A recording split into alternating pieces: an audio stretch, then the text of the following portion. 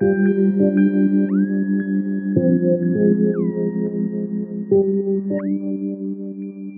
everybody, I'm Philip, and today's video is the next video in the series that I just made up called Possibly Old Videos That I've Never Seen and Want to React to. So whatever acronym that makes is what this is.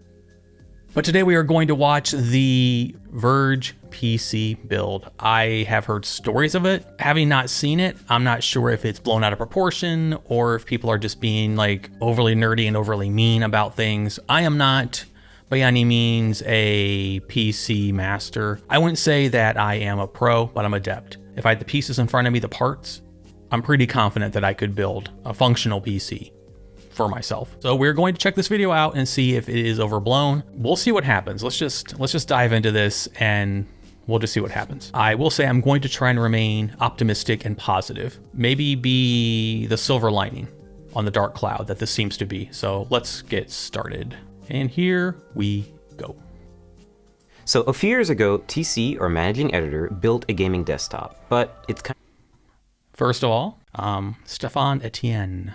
I like his name. Kind of out of date, and it's definitely not going to hold up for Battlefield 5. So let's build a new one. You can build a gaming desktop for around $1,000, but I want to go... You can build a gaming desktop for like $500. I mean, realistically, you could build a gaming desktop for like $150. It's not going to be the best thing ever. It's not going to play all the, the top games, but it will function. It will work. $1,000 will get you a very nice gaming PC. A very nice gaming PC. All out, so I spent around $2,000. PC like this is gonna... Oh, I wish I had that money to spend on a PC build. So, what do you need to build a desktop? Well, of course, first you need a table. Preferably not metal.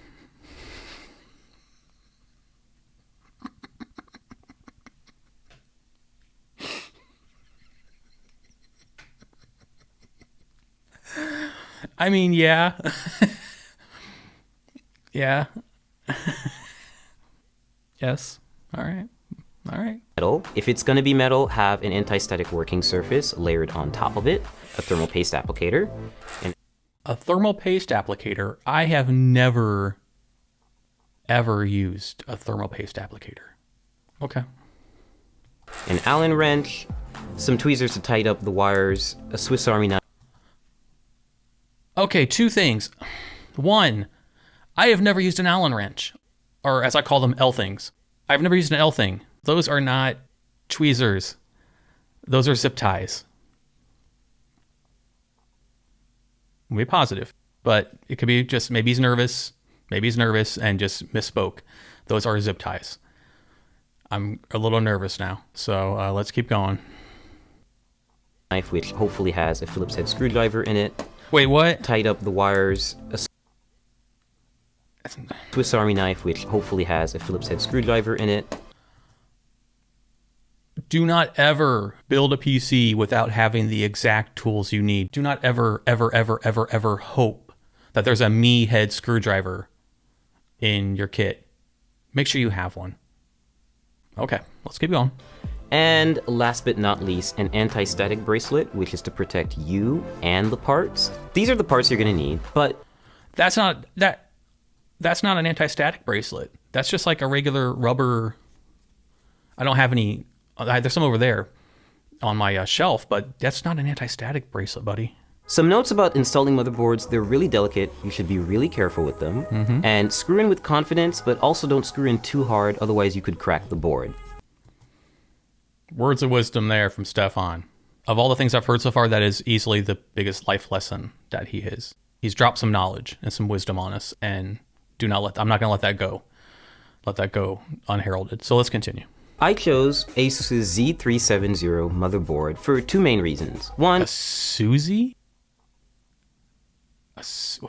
Granted, I've not built a computer since about 2015, 16-ish. So I'm a little out of the loop as far as brands. So maybe that is a brand. This was in 2018, it looks like. So I've never heard of a Suzy motherboard, though. I don't know. I'm lost. Okay. Pay close attention to the brace that goes at the back of the computer. You always have to make sure that you really hammer it in because there's no screw. Not a brace. Two Do not ever hammer that in. Ever. Oh my gosh. No. No, no, no. Stefan, no. No. No. No. You shouldn't be hammering anything in your computer. I'm a little worried that the motherboard is already inside the case. This worries me though. This is not right. But maybe he has his own style. We'll see. I don't know. Next, we're going to install the RAM on the motherboard. Open the slots first and just aligning the stick with... Why did he open up all 4 of them? I don't want to hurt your feelings, but there's a lot of things wrong already. A lot of things wrong already. Okay. Okay.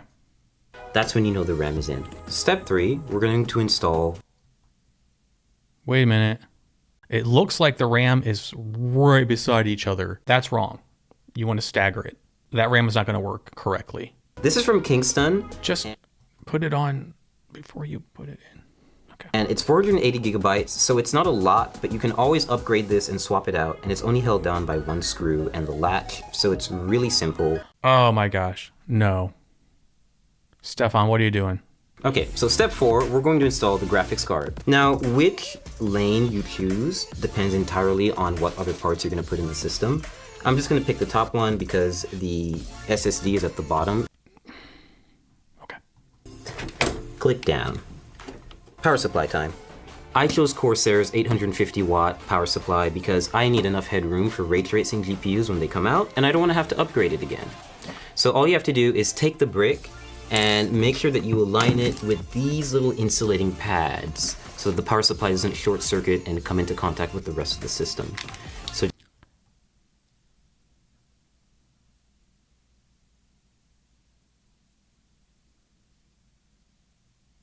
So the power supply doesn't short circuit and come in contact with the rest of the system. I have positive. Positive. Be positive. Let's keep going. Just take it in, slide it in nice and easy until you have a snug fit, and then shift it to the back and make sure it's right up against the frame. Now, wait a minute. Wait a minute. That looks backwards. He's worried about some mythical short circuiting, and he's not worried about the very realistic. He's going to overheat his case. Oh no. Oh no. Oh no. So next step, we're going to install the CPU cooler. In this case, it's going to go on the top end of the case. Always be sure to try to place it in the system first before you install it, because you can see it takes up a lot of space. Where but in are this case, your no fans? Pun intended, it fits in perfectly, and we're going to start screwing it in. And so there's nothing special about this screwing in process. They're just really long screws because they go through the entire frame of the cooler. They're really long screws because you're missing your fans. This is going to overheat. You didn't put your fans in. Put your fans in. They'll go through the part of the fan into, like, that's why they're so long, so they can go through the fan, the holes in the fans in the like corners, and go into the case. And they take forever. Because you don't have your fans. So next up, cables. Every power supply is going to come with a big bag of Velcro cables. It's kind of daunting at first, so you always... That's new to me. In this case, you need to match those cables with the correct descriptions on the power supply. Next step is we're installing the CPU. So to do this, we're just going to remove the plastic covering that they put on the motherboard. We're just going to take this little plastic part out. We'll just toss that out of here. No, pick that up. Now Pick that up. Stefan, go pick that up right now. we have an exposed CPU holder, or rather slot, on the motherboard. And we're going to use the CPU applicator. This is a special little part that... Are these new items that I do not know exist, that have came into existence in the last 2 to 3 years? CPU applicator? What? not everyone may get, but this motherboard that we got from ASUS definitely does have. It's called a CPU installation tool. He said ASUS that time. What? Who is Susie? Who's Susie? Stefan, who's Susie? Are you seeing someone else? Who's Susie? It makes it really useful if you want to install a Core i7 hexa-core CPU. Yeah, we've got one. Yeah, we've got one. I want to bet money you could get that anywhere in 2018. And we're going to clasp down on it and we'll be good to go. Okay, if this is a how-to build, So this we're about to camera apply work is thermal paste horrible. to the CPU, but it's usually not enough. It's good, essentially PC building practice to have a little bit extra and layer it on top of the CPU. The final portion is to add What are you doing? a little bit extra and layer it on top of the CPU. What are you doing? What is he doing? Oh my gosh, Stefan. The final portion is to add the CPU cooler to the top end of the processor. So you're gonna see that there are 4 brackets, or rather, Oh my god, that is so much paste. That's way too much. You need like a pea-sized, just a little drop right in the middle. And when you press it down, it'll even itself out. That's gonna come off the edges. It's gonna drip possibly down into the motherboard. Oh no. And I can see from here that, yeah, his RAM is installed side by side. Oh my, I've never seen.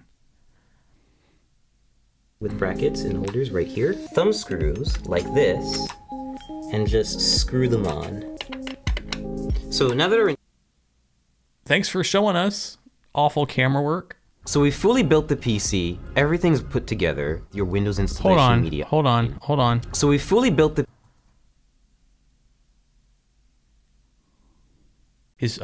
Oh no. Again, it's been years. I know that's wrong. And now we have a fully functioning gaming PC ready to run some games. Right now I've got Armor 3 running at maximum settings. I'm averaging 70 and 80 FPS, and this is normally like a very intensive game to run. And I don't think that that's true. Again, if I'm wrong, let me know. That's not a game I would show off this build, but I'm assuming that's why they picked it at this point. it's still doing a pretty good job. So right now I'm playing League of Legends. It's one of my favorite games. I'm actually playing against a bot, and Oh, come on, Stefan. If I'm going to show off a PC build, I am not going to play League of Legends. This isn't what I would. Okay. I'm actually playing against a bot, and I'm distracted, so I'm not actually doing so well. But otherwise, like, that was this adorable. is pretty much what you would see me do on a gaming computer. Test stuff out, because I can get around 300 FPS playing League on maximum settings. Because it's League of Legends. Positive guy. Positive. Be positive. Be positive. I'm able to max out a lot of my favorite titles, and I'll be able to play a lot of upcoming titles like Battlefield 5 and Cyberpunk 2077 without worrying too much about the parts I have. When ray tracing GPUs come out, for example, I'll be able to upgrade without having to buy a completely new system, and if I have That is why I prefer desktops over laptops. You can upgrade a laptop as well. I'm just not skilled enough to upgrade a laptop, which might sound dumb because it's there. But for me, like PC tower desktop setup, it just fits like a puzzle to me, which I'm sure a laptop does as well. But I'm sure if I took the time and took apart a laptop and, you know, watched some videos and did some hands-on with it, I would get it. But natively, just desktops and the towers and stuff just came to me really fast when I was learning back in the day. problem down the line, I can always just swap out a part and have it serviced rather than losing my whole computer. You're in danger of doing both, my handsome friend. He's in danger of losing parts and in danger of losing his computer. I'm amazed it started and would run. Okay. And of course now we also have a computer to test and benchmark games here at The Verge. Do you, though? Okay, I'm assuming that's it. Thanks for watching. Let me know You're if welcome. you've built a computer before yourself, or Yes. how you would spend $2,000 on your own build. Let's rewind to here. Oh, man. You know how, like, Adult Swim does those very meta shorts? They're usually really, really good. This feels like an Adult Swim parody commercial of a PC build. Stefan didn't know the names of the things. He didn't know the terminology. He didn't know how to put the stuff in. I'm gonna guess that they just picked him. Like, they asked him, hey, if you build a PC, he said yes, because he wanted to get on camera and do the segment. But I understand now. I have never seen a PC build that bad on purpose. That is not going to last long. They cannot benchmark games at The Verge. They can't. They can't. It's going to overheat. What I find irritating, and I'm not gonna crap on Stefan, because I'm sure that's I get it now. He's clearly out of his element. He's a good-looking guy, has a good voice for presenting. So I think as far as that goes, see, I told you I was gonna be positive. His presentation is good. I just think his knowledge of what he was doing was bad. What upsets me though is that Capital One sponsored this, and if they give you $2,000 to do it, imagine what an adept gaming PC building channel could do. With $2,000, you can build a really nice computer, and that wasn't it. So yeah, this, as I said, this just felt like Adult Swim PC build, and I do feel bad for Stefan. I'm sure that life hasn't been very much fun for him in the last couple years. So yeah, that's gonna wrap this one up. Yeah,